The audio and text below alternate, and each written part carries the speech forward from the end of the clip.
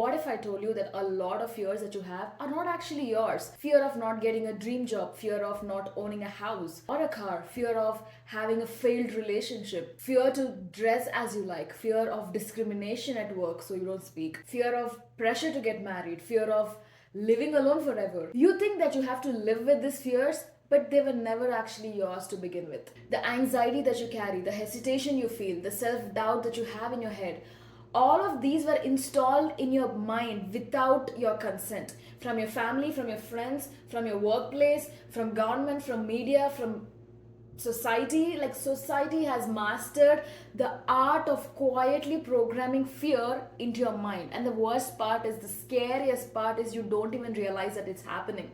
It's happening right from your childhood. No, you're not born with it, but you're programmed by the society. Today, we are revealing how fear is used as a weapon to manipulate you, to control you. And yes, I call fear as a modern weapon because it can threat you, it can manipulate you, and it's accessible to anyone and everyone. It can be used at a point blank range and make you do the things that you truly never meant to do, and stop you to do the things that you want to do, and clip your wings so that you don't fly. In this episode, I'm going to talk about the kinds of fears that you have been installed. How have you been conditioned to live in fear right from the beginning? And secondly, I'm also going to talk about the good fear, and I will also help you how to spot the good fear from the toxic fear that you've been manipulating with. Finally, I'm sharing practices that I use myself personally to reconnect with my inner strength and move towards a life of true fearlessness. By the end of this episode, you can't help but question the fear that's holding you back. You can't help to question the people that's holding you back. And also, you can't help feeling fearlessness.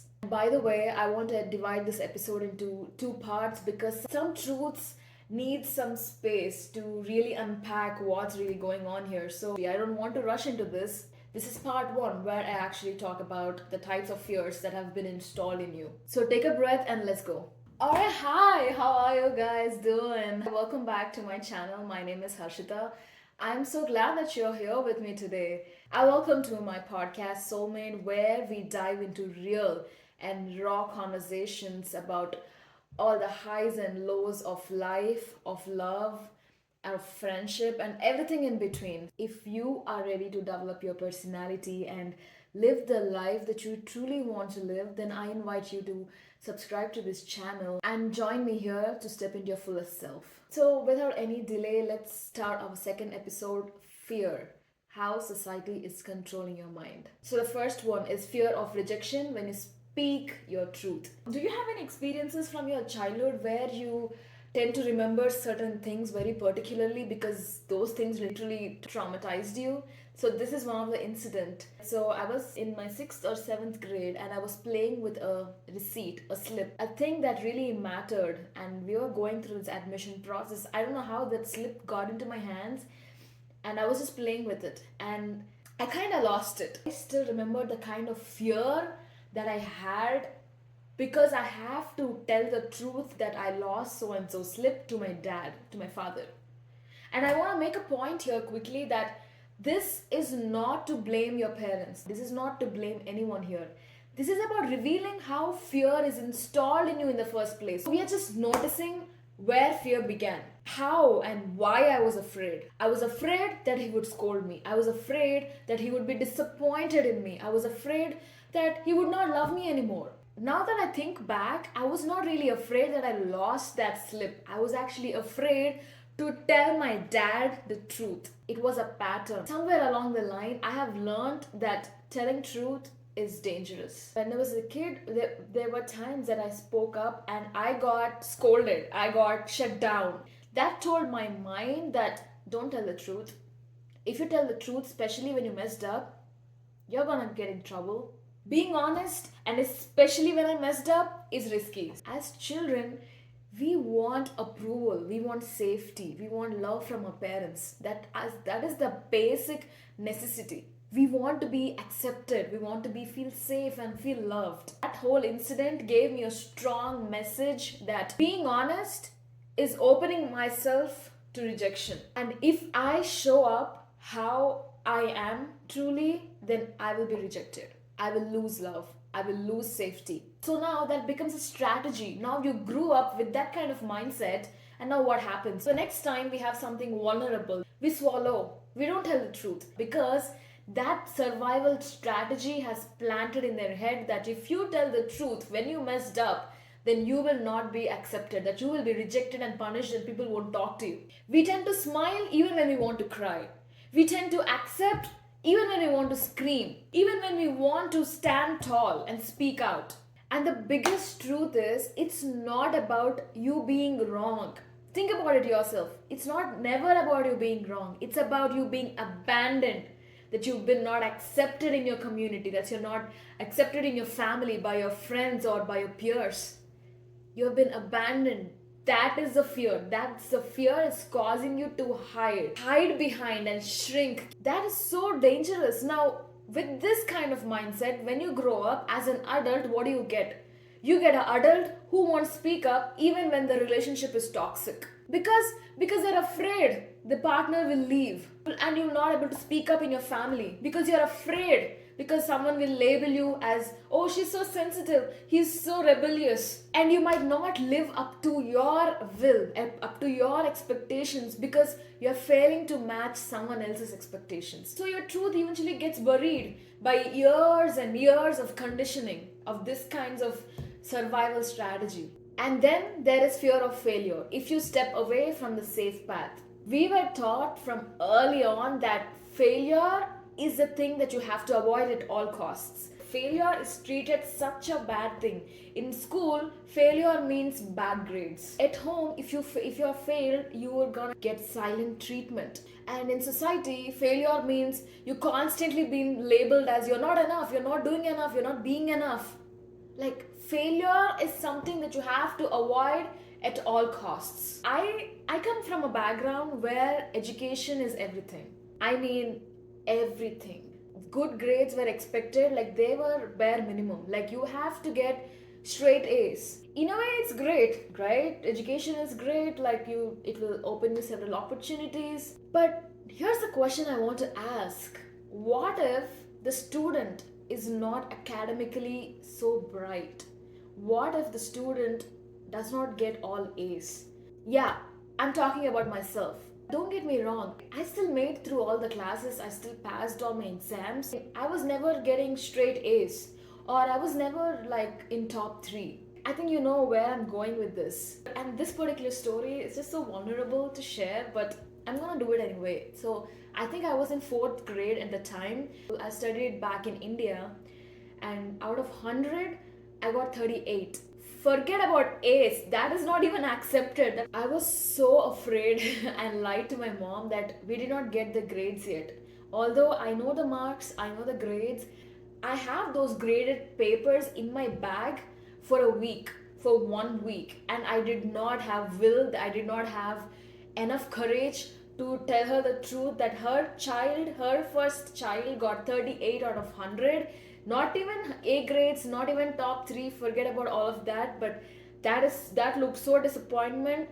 Every time when my mom asked like, hey, did you get your results? Like, what happened to your tests? Did you get any grades? And I know in my head, right, I have the graded results and I did worse. Like, now that I think about, I wanted to go back and pat that little girl, but I was ashamed that I would not be her favorite anymore.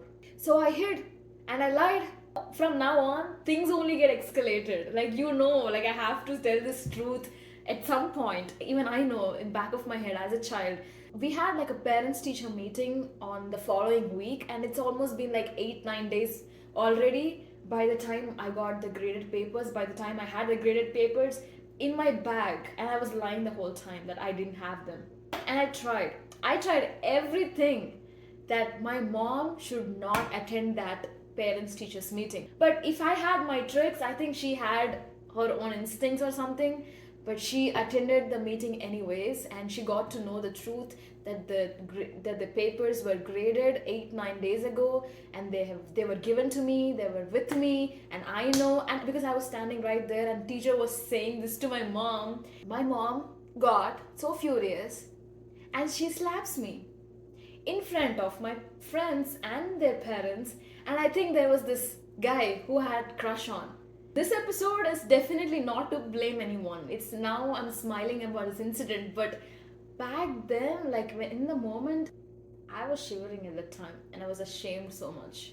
I was humiliated in front of the people, in front of friends. What I want to say is, because of that one moment, it just escalated. The spiral has escalated. It started with, I thought I would not be her favorite. I was ashamed. I disappointed them. I lied to them. And then I get slapped in front of friends and people. But now I reflect back in retrospect, it was all fear that led me to face all the feelings, experience all of these negative feelings. The bottom, the root cause was fear. Fear of failure. Fear of disappointing the people that I love. Fear that I was not enough. Fear that I was not the child that they wanted. That fear did not make things any better because of that one thing. If you are failed, you will not receive love. So you better not fail. That was the message that got planted in me in my childhood that led me think and feel that you can fail. If you fail, you will lose love. And you know what? That was not the only time that happened. This is one of those many times. I'm not so proud, but I had pretty good failures in my life. And I think that's how I'm here today, that to talk about my failures.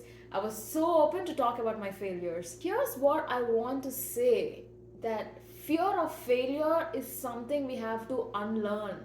We were never really born with it. It was just installed. Because when fear is in control, we don't make rational decisions. We make very desperate ones. You tend to do the things that's not truly you. Now, that is our brain protecting us. And how does it protect us? It protects you by playing small.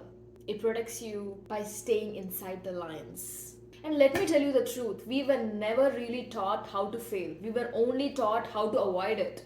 We were always taught that failure is a bad thing, has to be avoided at any cost, that you have to escape failure. That's why people started doing safe things, taking safe path. Because failure is bad. Don't go that way. If you're failed, people will point at you. People started taking safe paths only because they were afraid of failure. So by the time we're adults with this kind of mindset in our heads, we are already starting to take decisions based on a fear of failure. So you don't apply to that dream job even when you feel 100% qualified. Because what if you are rejected? You don't pursue your business idea because what if you fail? The point is, we were never taught how to fail. We were only taught how to avoid it. We don't share our art, we don't share our talent, we don't share our skills or our truth because we're afraid. What if we're not good enough? What if we get rejected? What if nobody responds? What if people call you names? There are several more fears, like fear of not being enough, fear of being too much, fear of standing out, fear of being judged. But underneath all of these fears, there is one major core fear. Fear of being seen, fear of being judged for what you are and who you are. Because what if you are fully seen and then get rejected? Ooh, that's so vulnerable. If they see you, what you do in secret, if they hear the things that you never said, if they find out what you're truly hiding beneath the mask, and what if they say, ew, you think like that? You do that? If you really show your shadow side, your dark side, your messy thoughts, your hidden habits, and then get rejected, that's unbearable. That's what you're truly afraid of. So let me tell you, it's not really the failure that you're afraid of. It's about you being seen as a failure is what you're truly afraid of. It's not the judgment that you're afraid of.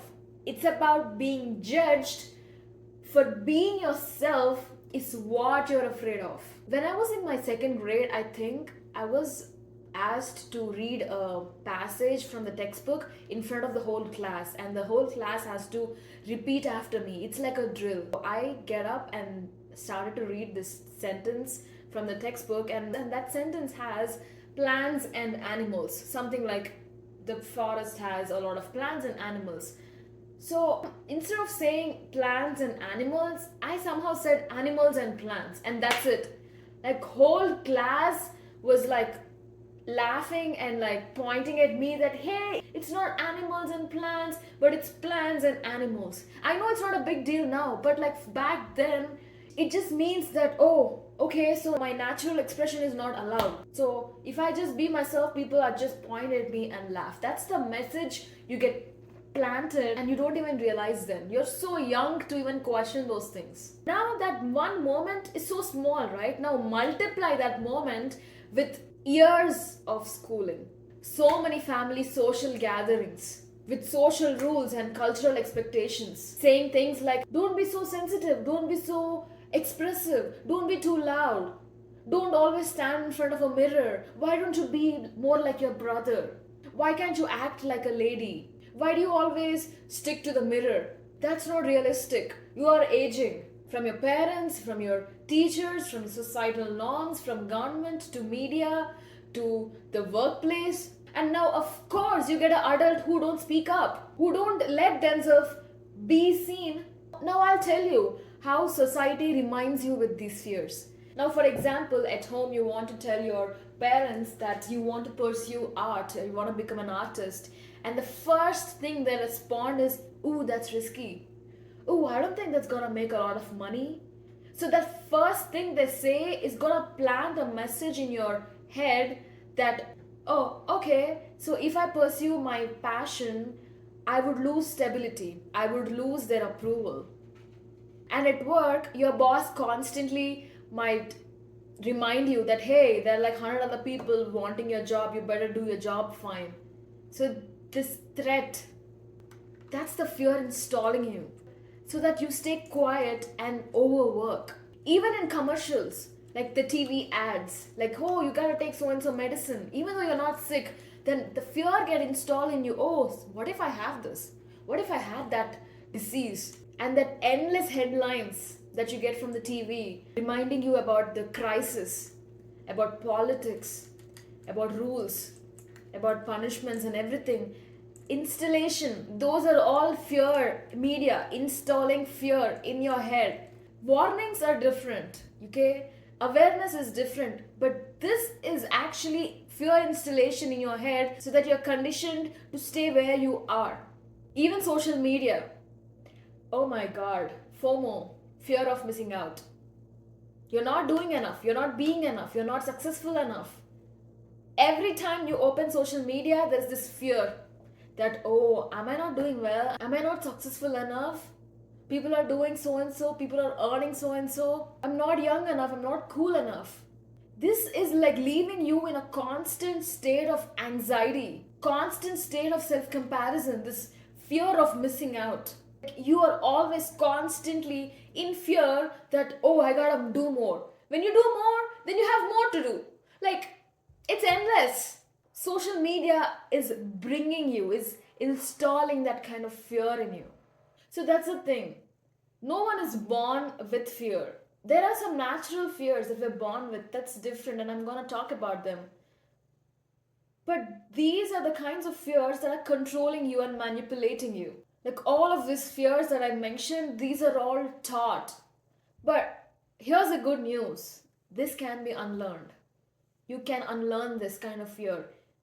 Get aware of the fear that's stopping you. Like, what kind of fear? Ask the question, what kind of fear is that? Now, I think that's a good stopping point for this part 1 of episode 2.